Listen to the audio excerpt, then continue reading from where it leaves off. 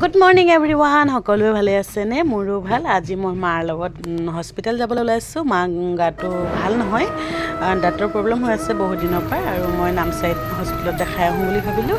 এয়া চব গাড়ী বহুতো ভিৰ, আৰু মই আহি পাই গ'লোহি। এয়া চিটত উঠি গ'ল, দেখিছেনে?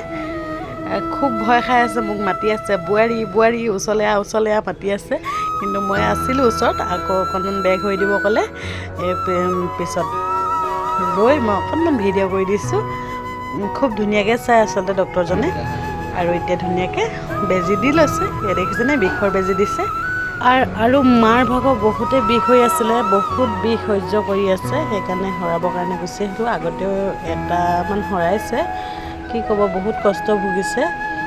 উপায় নাই, এতিয়াতো অকণমান বিষ হ'বই, আৰু যিহেতু বয়সো হৈ আহিছে, সদায়নো ক'ত একে হৈ থাকিব। সেয়াই আৰু কি ক'ব, উপায় নাই। আমাৰো চাগে তেনেকুৱাই হ'ব, নহয়নে? এতিয়া আজি ভালে আছোঁ, হয়তো সদায়তো ভালে হৈ নাথাকিম। চ' অকণমান স্মৃতি হিচাপে ৰাখি থ'লোঁ।